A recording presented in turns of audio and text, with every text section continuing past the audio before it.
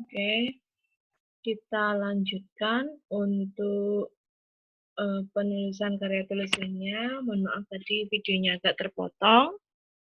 Jadi kalau sudah disusun dan sudah ditulis kerangka besar dari karya tulis latar belakang masalah itu, dan kita sudah punya judul kita apa tadi?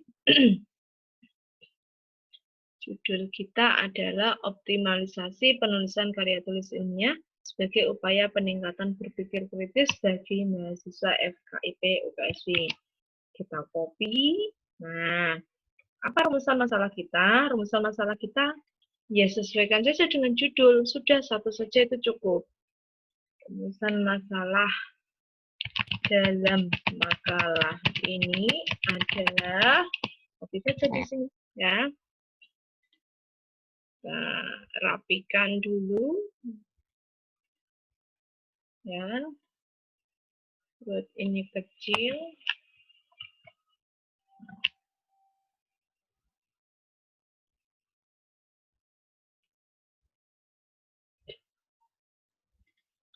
Disesuaikan fontnya. Fontnya 12 dan tidak tebal.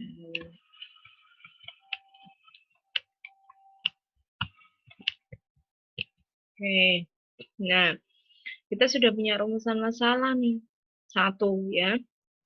Jadi tidak usah bingung-bingung rumusan masalah saya apa ya. Ya sudah, disesuaikan dengan judul saja. Karena kita akan menjawab apa yang diuraikan di dalam judul itu. Kemudian tujuan. Tujuan kita apa ya? Sudah, tidak usah bingung-bingung. Ini kata bagaimana. Ya. Bagaimana optimalisasinya. Nah, sudah. Tujuan kita apa? Tujuannya dikopas saja dari rumusan masalah. Nggak usah bingung. Tinggal diganti. Tujuan dalam makalah ini adalah, nah tadi ada kata bagaimana, sekarang kita ubah, menjelaskan. Jadi kalau tujuan karya tulis tidak boleh mengetahui. Yang boleh adalah kata menjelaskan, memaparkan, mendeskripsikan, itu boleh. Kalau mengetahui itu tidak boleh. Gampang kan? Nah, ternyata untuk membuat rumusan masalah dan tujuan itu mudah. Rumusan masalahnya berapa? 1, maka tujuannya 1. Karena 1, jadi saya buat seperti paragraf. Tapi nanti kalau rumusan masalah Anda lebih dari 1, ada 2 atau 3, ya kita buat poin. Nomor 1, 2, 3, begitu. Oke, bisa dipahami? Nah, nanti kalau sudah, tujuannya menyesuaikan. Karena rumusan masalah kita 1, tujuannya 1. Dikopas saja. Ya, nanti tinggal kita ganti kata bagaimana dengan menjelaskan. Nah, kalau rumusan masalah kita lebih dari 1, bagaimana? Ya sama. Kita kopas semua, kita ganti kata bagaimana dengan menjelaskan, mendeskripsikan, atau memaparkan. Ya, pilih salah satu dari kata itu. Oke, kalau sudah, kita masuk ke bab 2. Ya, teori. Nah, tadi saya sudah menyinggung. Jangan menulis rumusan masalah. Apa pengertian menulis karya tulisannya? Itu tidak, itu salah. Nah, caranya bagaimana? Itu sudah pasti kita uraikan di landasan teori. Apa yang kita uraikan di landasan teori, coba kita lihat dari judulnya dulu. Ya, ini kita copy dulu biar tidak terlalu repot, biar ingat terus judul kita. Ya, dari judul ini coba. Mana yang bisa kita cari teorinya? Ya, jelas karya tulis ilmiah, ini kita cari teorinya. Ya, ini bisa kita cari teori. Terus apalagi? Berpikir kritis. Oke, kita punya 2 kata kunci. Ini namanya variabel, ya. Nah, maka ini yang nanti kita cari teorinya. Karya tulis ilmiah. Yang kedua, 2.1.2. Apa? Berpikir kritis. Nah, 2 teori ini nanti kita cari dari sumber pustaka minimal 3 dan 10 tahun terakhir. Ya, ingat. Ini harus kita cari dari, ya, kita tuliskan teori dari minimal 3 sumber pustaka dan 10 tahun terakhir. Nah, ini harus kita ingat. Jadi kalau kita cari teori, ya harus yang apa namanya, kita lihat tahunnya, jangan asal pilih, dan kita harus nyari sumbernya. Kemarin kita udah belajar ya tentang daftar pustaka ya. Jadi sumber-sumber apa saja yang bisa kita pakai. Yang pertama buku, artikel dari jurnal, kemudian skripsi boleh, makalah yang diseminarkan boleh. Nah ini fungsinya kita belajar untuk memahami sumber pustaka. Oke, kalau sudah kita masuk ke pembahasan. Apa yang kita bahas? 2.2.1.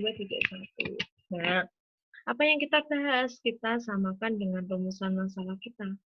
Rumusan masalah kita berapa tadi? 1, ya, hanya 1 saja. Ini. Maka yang kita bahas pun 1, karena kita hanya punya 1 masalah. Nah, ini saja di copy. Ya. Ini di copy diletakkan di sini. Ini sebagai subjudulnya. Ya. Subjudul.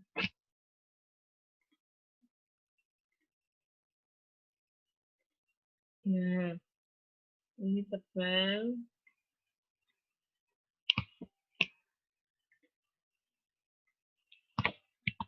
Tebal. Ini kita tata. Ya. Jadi kita perhatikan juga penataan penulisan. Ya. Oke. Nah, ini nanti yang kita bahas di pembahasan. Ya. Apa yang kita tulis di sini, bahas dan ulas, ya, sesuai dengan teori. Jadi meskipun kita mengulas materi ini, tapi ketika Anda membahasnya, ketika Anda menyampaikan pendapat, ya harus juga disesuaikan dengan teori atau dari kutipan. Contoh, misalnya Anda mengatakan kalau mahasiswa di FKIP UKSW itu ternyata mengalami masalah terkait dengan menulis karya tulis ilmiah.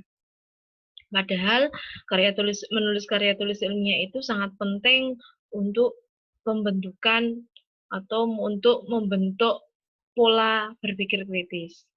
Siapa yang mengatakan, siapa ahli yang mengatakan tentang pernyataan itu? Misalnya, Sujono 2018 mengatakan bahwa menulis akan mampu meningkatkan kemampuan berpikir mahasiswa. Nah, artinya ketika Anda sudah membahas pembahasan ya, di bagian pembahasan ini ketika membahas itu ya didasarkan teori. Anda berpendapat siapa yang ngomong, siapa ahli-ahli yang sudah mengatakan tentang itu. Nah, itu perlu diungkapkan. Kalau sudah di bagian akhir ya, di bagian akhir paragraf buatlah simpulan dari pembahasan Anda. Ya. Contohnya apa? Berdasarkan uraian tersebut,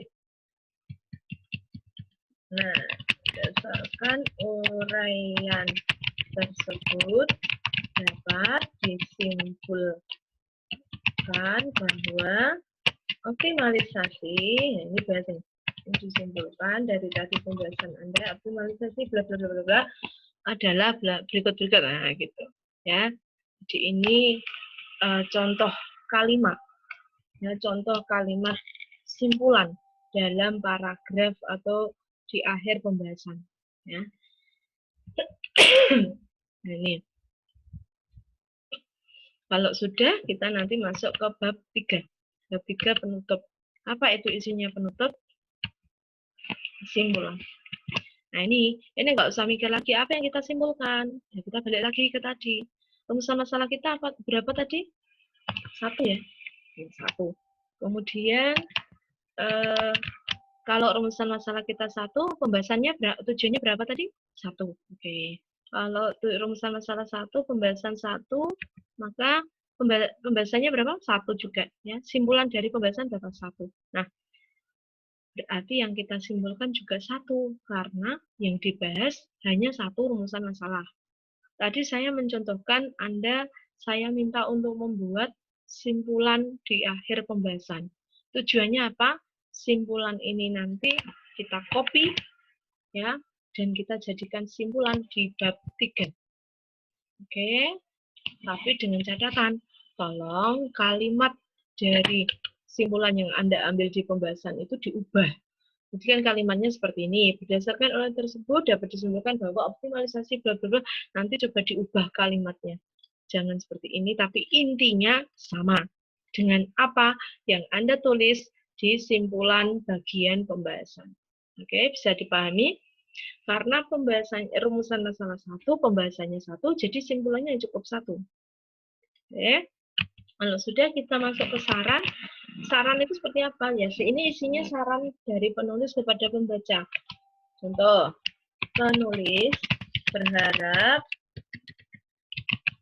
agar, ini kok salah ketik terus ya, agar makalah ini dapat menambah. Itu kan cukup. Itu sarannya penulis bagi pembaca. Sudah itu saja. Nanti terakhir tinggal tuliskan daftar pustaka atau sumber-sumber pustaka yang sudah Anda kutip. Nah, selesai. Kalau sudah dibuat kerangka seperti ini, nanti baru yang terakhir Anda buat simpulan, ya, atau Anda buat apa ya, uraian panjang dari apa yang sudah Anda buat dari kerangka ini. Ya, sementara pekerjaan Anda selesai di kerangka. Oke. Setelah ini nanti Anda praktik untuk membuat kerangka secara individu. Oke, terima kasih. Selamat belajar. Di save dulu ya.